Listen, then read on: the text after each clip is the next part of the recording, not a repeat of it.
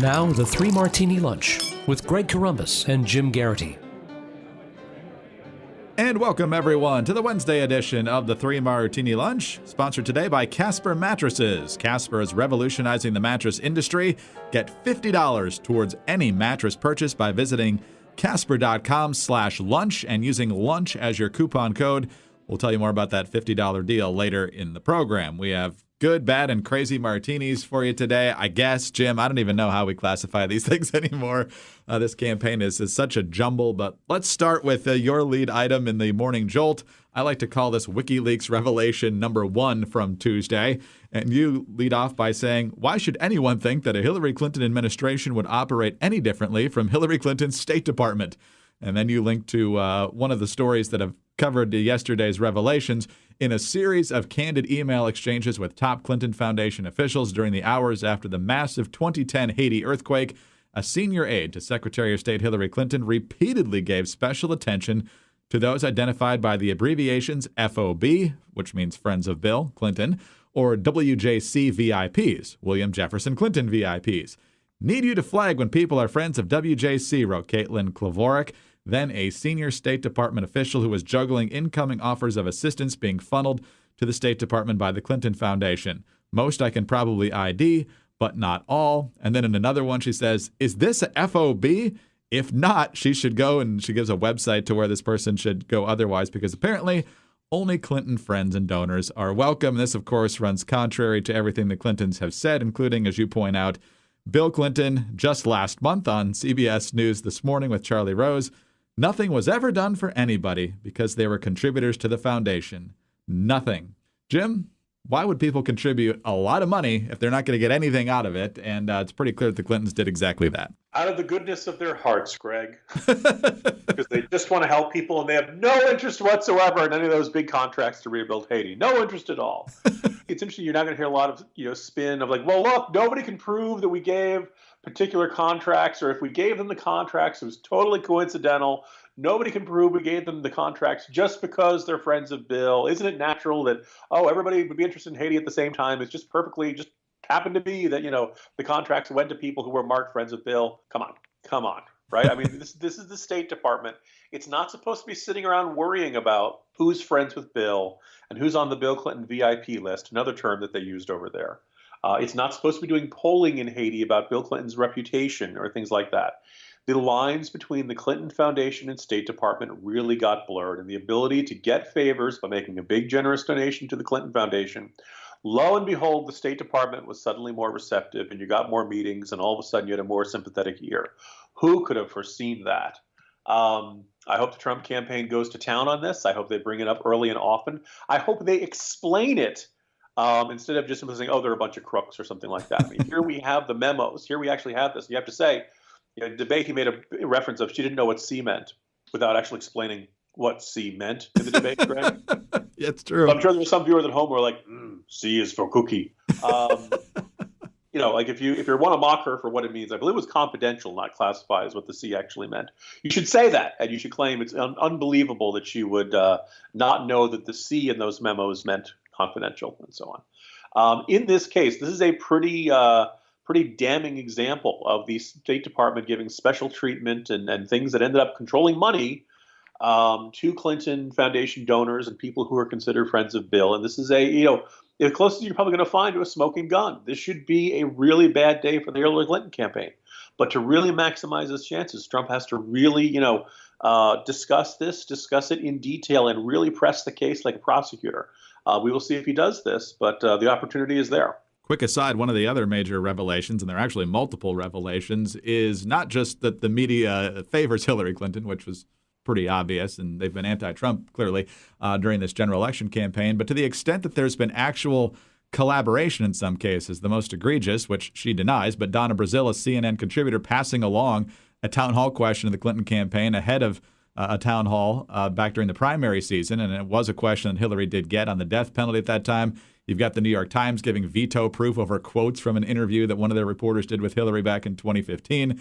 You've got John Harwood, who moderated a CNBC debate, the worst debate of them all, I might add, warning them about Ben Carson potentially being trouble for Hillary Clinton, the head of Univision. It goes on and on. big surprise or should have known all this? I was going to say, undoubtedly, this is worth us mentioning in this Martini, Greg, but amongst all of our listeners, raise your hands if you're surprised to see reporters being very clubby with the Clinton camp. Okay. I don't see anybody raising their hands, Greg. Now, some of that is because this is a podcast. We have no visual ability to see our audience, but I'm pretty sure there are very few listeners who are that surprised by it. Still, it's worth mentioning, and it's fair to point out that, like, look, if the media wonders why they have very low approval ratings, very low trust, very low faith in their reporting, no faith in their not just objectivity, lack of objectivity, but a argument of whether there's a sense of whether they can be trusted to report the story fairly. You don't have to be objective to be fair. My sneaking suspicion is that most people don't think of that. They are, and friendly, ha ha ha, buddy, exchanges like this only add to that perception. All right, on to the second Martini, and this is definitely bad for Republicans and many conservatives, and that is where we stand less than 4 weeks from Election Day now. We know that many conservatives are banging their head against the desk over the presidential race. There's some pretty short fingernails on the Republican side when it comes to whether or not the party can maintain control of the Senate, although that's probably looking a little bit better than some people had feared at this point, but it's still going to be tight. One of the things that was supposed to be pretty safe, and perhaps still is Republican control of the House of Representatives. But another polling trend should give Republicans some cause for worry here. The new Real Clear Politics rolling average of the generic congressional vote. So they don't ask you about your actual race. They ask you about, voting for Congress. Are you going to vote for a Democrat or a Republican? The average now is up to one of the widest margins that it has been. It's at 45.2 for Democrats, 40.8 for Republicans. That's a 4.4% margin. Late August was the biggest gap at about 5 points. Mid-September was one of the narrowest points. It was about 1.3. But interestingly, Jim, this gap has gotten a couple of points wider pretty quickly here, and you have to wonder whether it's part of the Access Hollywood tape on Trump and so forth. A couple of the most recent polls on that, NBC News, Wall Street Journal has Democrats +6 on the generic vote, 48-42.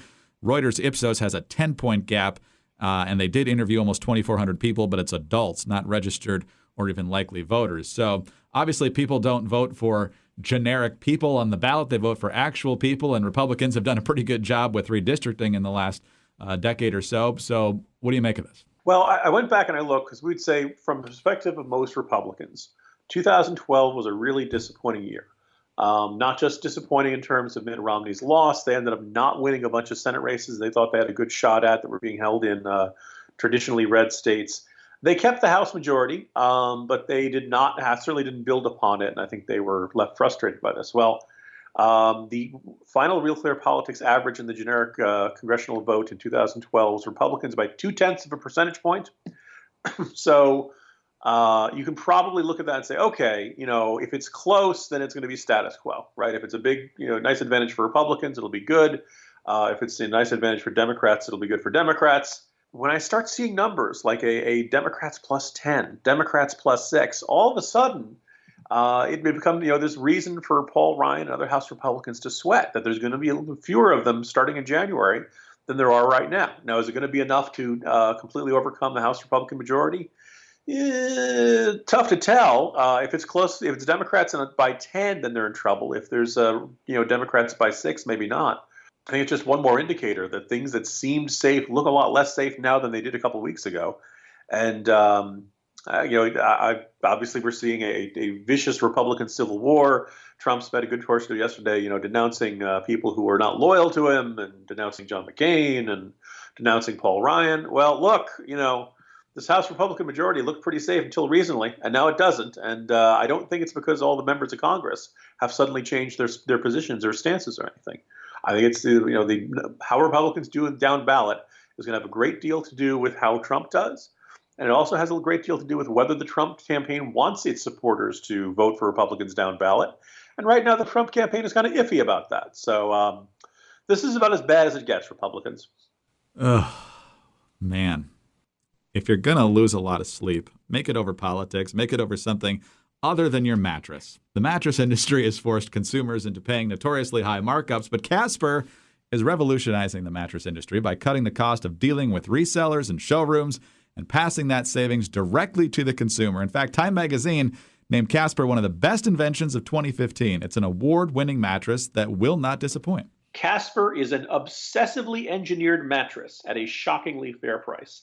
Mattresses can often cost well over $1,500, but Casper mattresses cost $500 for a twin-size mattress, $600 for a twin extra large, $750 for a full, $850 for a queen, and just $950 for a king-size mattress. And a ton of technology has gone into this. An in-house team of engineers spent thousands of hours developing the Casper.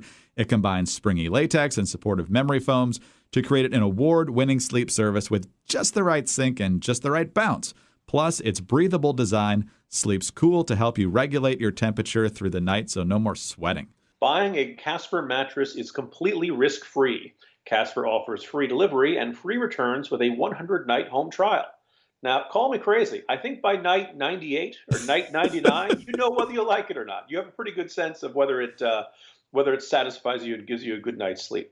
If you don't love it, Casper Mattress will pick it up and refund you everything. Casper understands the importance of truly sleeping on a mattress before you commit, especially considering you're going to spend 1/3 of your life on it. And best of all, they're made right here in America. Casper mattresses are American-made. So get $50 towards any mattress purchase by visiting casper.com/lunch and using lunch as your coupon code. And we thank Casper for sponsoring the 3 Martini Lunch podcast. And Jim, as Republicans lose sleep over what's happening potentially down ballot, in addition to the presidential race, of course, there's a new twist on the presidential level, at least in one state. We haven't even talked about Evan McMullin that much because he's barely been a blip, if that, in the polls since announcing as an independent Republican candidate a couple of months back. But in his home state of Utah, he's actually gaining some traction. In fact, there is a new Y2 Analytics survey out showing that Hillary Clinton and Donald Trump are tied at 26% in Utah, McMullin now at 22%, and Libertarian Gary Johnson at 14% if the election were to be held today. So, Jim, obviously this is one state. It's one state that is basically a given in the Republican column. So it's weird to even see a Democrat in contention there. But if McMullin can actually win there, it would potentially add a crazy new dynamic to this race because obviously we don't have enough of those already. Let's get the obvious joke out of the way, Greg. So, Evan McMullin named his running mate. It is Mindy Finn, a Republican consultant from Virginia. His name is McMuh. Her name is Finn. Put them together, you have McMuffin, quite literally. This is a really big deal in that up until now, he'd been, 1% here, 2% there. Utah is his home state. You'd figure he'd be doing pretty well. Mormons out there obviously have a pretty strong objection to the style and tone of Trump, and that they basically have, a lot of the lawmakers out there were among those who jumped off the bandwagon and said, I cannot support him after the tapes that came out this weekend. So maybe the stage is set for McMullin to go out there and do something that has not happened since, I want to say 1968. I could be wrong. A third-party candidate actually winning a race. Ross Perot got 19% of the vote in 1992. He got about 9% in 1996, but he did not win a state. Now, he still trails Trump and Hillary, but they're at 4%. There's a margin of error there. You'd have to say that, looks like we're jumping up to 22% looks pretty good for him. I don't know about you, Greg. Utah does just not seem like the most natural state for Gary Johnson. We'll see how that shakes out. No, it doesn't. So, if he happens to win one, then all of a sudden, the strategy is for the McMullin camp is they want nobody to get 270 electoral votes, which is possible. Not necessarily easy. Right now, you'd have to say Hillary Clinton is a safe bet to reach that. But, stranger things have happened. So if Hillary doesn't get 270, Trump doesn't get 270, and he gets the 6, I believe, that Utah has, then the election goes to the House of Representatives, and each state gets one vote that is determined by the vote amongst their members of the House in Congress. And by the way, it's the ones who are elected, not the ones who are outgoing. The House changes on January 3rd. So those folks get to vote, and conceivably, Republicans would have more House majorities, although as we talked about in that second Martini, maybe it's not such a safe bet as it looked like a little while ago. And then they'd have a choice of who do they want to vote for. And all of a sudden, Evan McMullin, by having those 6 electoral votes, will have finished third and will be a legitimate option for the House under the Constitution. Does this mean a Evan McMullin presidency is likely? No. But at least now, Winning a state is now kind of expands the likelihood there, and at least gets into that next stage. And if you thought the Florida recount was exciting, Greg, could you imagine a House vote determining the next president of the United States? And one of the serious options is this guy Evan McMullin, who won one state and probably got 2, 3, 4% of the vote if he's lucky. I think I would prefer that process to the Florida recount, actually, because I think it would take less time and involve less time in court. I'm just picturing the GOP bloodbath between a guy who won one state and a guy who won however many 20-something. Yeah, 20-something, yeah. This would be, it would be a great constitutional law class and kind of a little moment for the entire country. Hey, this is why we pay attention to what's going on in the Constitution. This is why we pay attention to these third-party candidates. It would be a testament to third-party candidates and kind of a capstone to the wackiness of the year. But all this assumes Hillary doesn't reach 270 votes, and that for both for Evan McMullin and for Donald Trump is job one right now, and we'll see how it shakes out. But just one more crazy potential turn to what's been a crazy political year. Yeah, as you said, it's definitely a long shot. But what else? What else could we expect? In 2016, I don't think we'd actually be that shocked after everything we've been through this year. President Evan McMullin, the vice president will be selected by the Senate. So it's not crazy. It's within the realm of possibility. You could have President Evan McMullin and Vice President Tim Kaine. Or Mike Pence, who knows? Does it feel like fantasy football, which is randomly throwing names together? Oh, so much fun! I remember this is back in 2000. They thought it might end up being Bush and Lieberman on those very same reasons. There you go. That was going to require Nader to win. It would require either a 269 tie or Ralph Nader to win a state. And we saw how that turned out. Yes, exactly. Turned into a Bush presidency. Jim, have a great day. We'll talk to you later. See you tomorrow, Greg. Jim Garrity of National Review. I'm Greg Columbus of Radio America, and thanks again to Casper Mattresses for sponsoring the 3 Martini Lunch today. And remember that you can get $50 off any mattress purchase by visiting casper.com/lunch and using lunch as your coupon code. And tune in again Thursday for the next 3 Martini Lunch.